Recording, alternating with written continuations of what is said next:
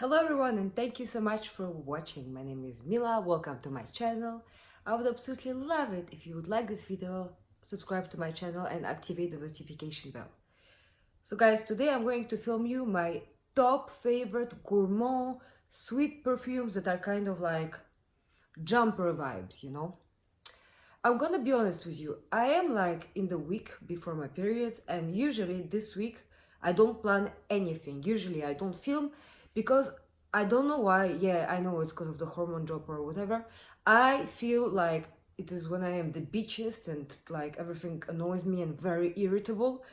But I decided to film it regardless because it is Black Friday this Friday, and I thought that these are great recommendations for winter perfumes or also like for Christmas presents, whatever, and so on. I'm gonna start by this. This is Angel Muse. This is a very sweet gourmand perfume. Gourmand means edible, like a dessert. I don't actually like sweets, I only like to smell them. So yeah.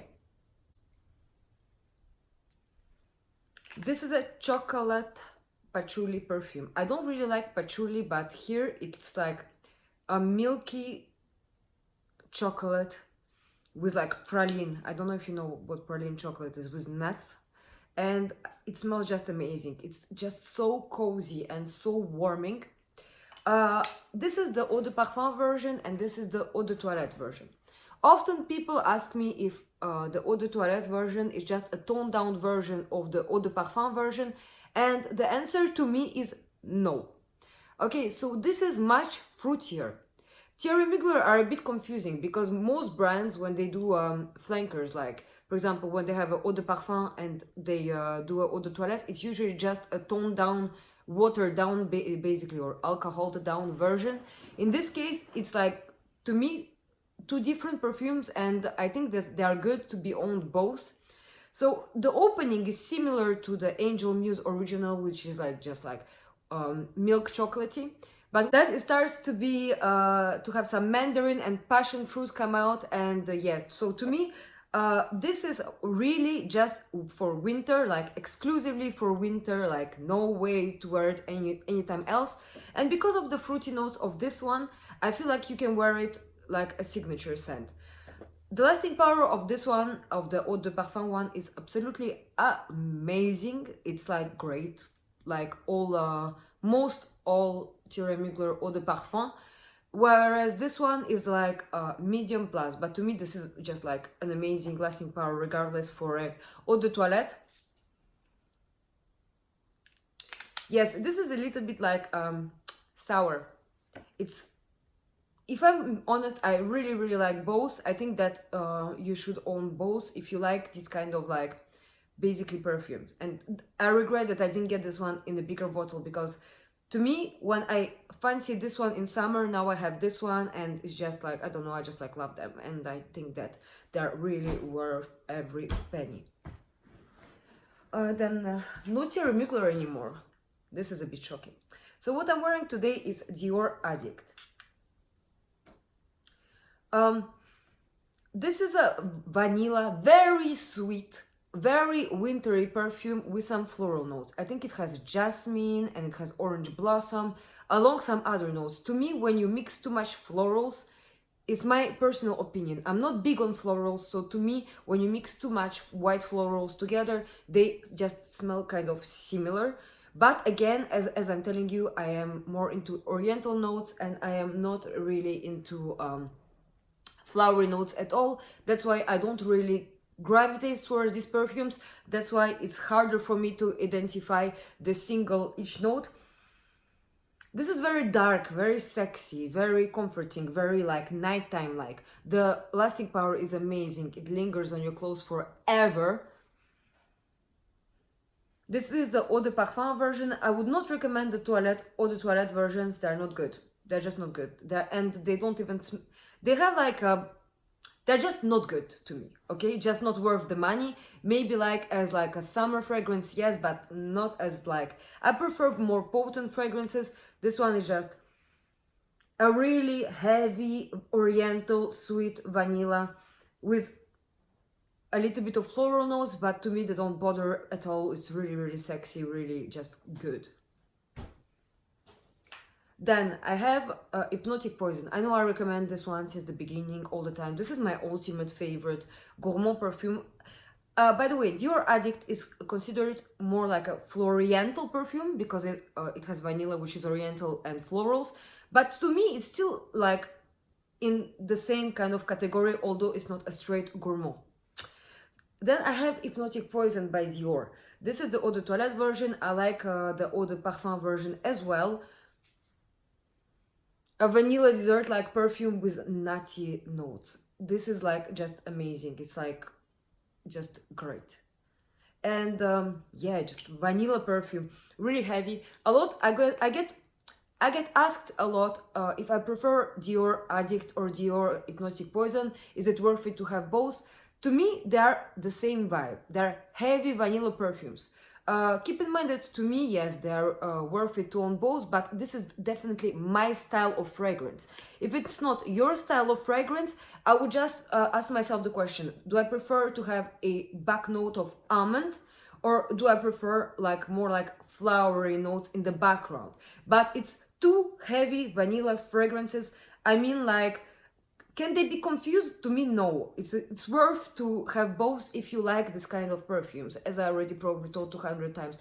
Guys, I'm telling you, my mood is funny today because I'm really like, I'm like a savage animal before my period starts. And when my period starts, it's like, oh, I'm released. And then I feel good for about 15 days and then my moody self comes up again.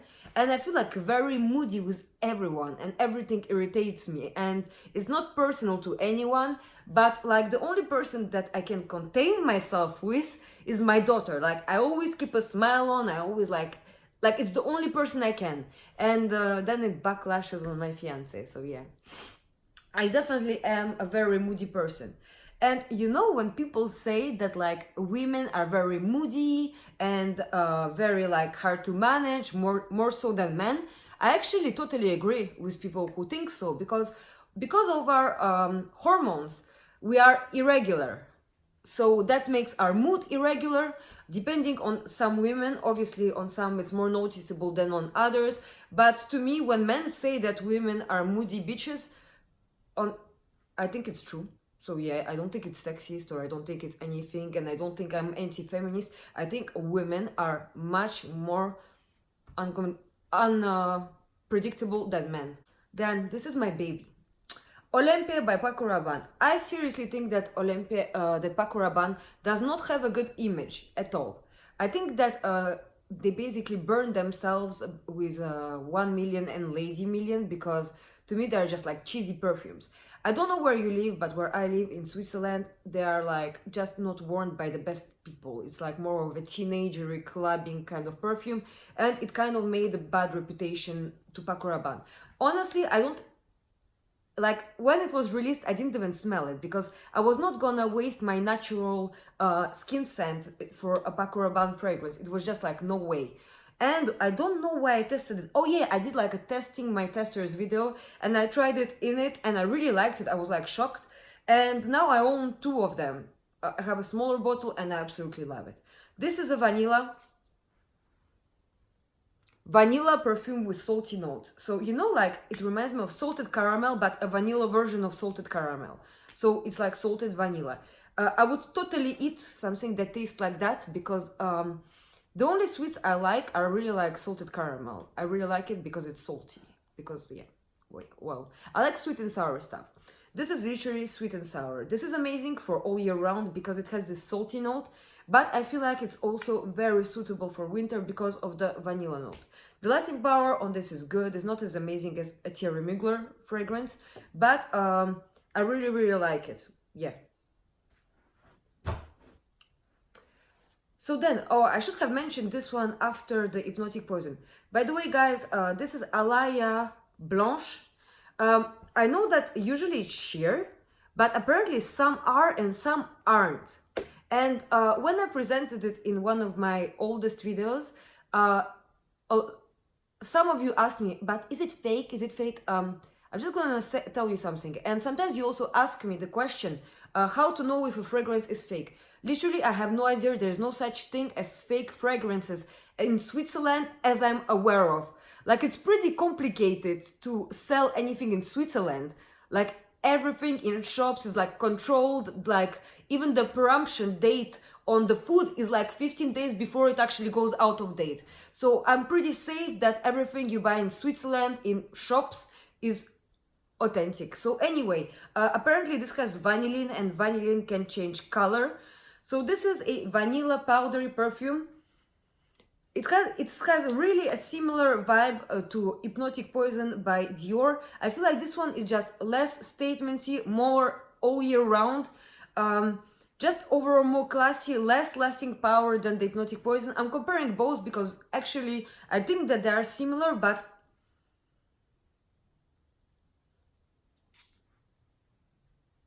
yeah, this is just like a very classy, sophisticated perfume. I feel like this is great for all year round. I don't know why I added it to this list. Oh yeah, I think I added it because I wanted an alternative to Hypnotic Poison by Dior. So if you want something cheaper, go for Alya Blanc. And again, this turns pretty quickly of color. When I got it in a sealed packaging, and the tester in the shop was already this color. So I have seen it sheer, I have seen it this color, yeah, just like, because I know that I'm gonna get comments, so might as well precise it, that it is and sheer and this color. And they both smell the exact same. Powdery, vanilla, pretty scent. Then last but not least, this is YSL Manifesto. I absolutely love Manifesto. It is a spicy oriental vanilla with like definitely some gourmand notes, but to me this will be probably categorized as a oriental because of the vanilla and the spicy notes. But to me it's still one of these fragrances that is great for all year round, but especially winter for most people. I'm putting myself in the head of people, and to me people would consider it like a winter fragrance. Although I wear it all year round, I wear it in really hot weather as well, but because I just like don't really care. Apart from a few exceptions, I wear all my perfumes all year round. Okay guys, so these were my recommendations for wintry, gourmand, sweet, cozy perfumes. I hope you enjoyed this video. Thank you so much for watching. Tell me what is your favorite perfume for winter in this kind of like cozy gourmand vibe, because I love gourmand fragrances and I love discovering new ones. So guys, thank you so much for watching. I love you. It's not because I'm moody that I don't love you. Thank you for all your support, guys. It is amazing. We're almost 15,000 and I'm really proud of myself and you for following me. Thank you so much. Please subscribe to my channel, activate the notification bell, and I will see you in my next one. Bye guys.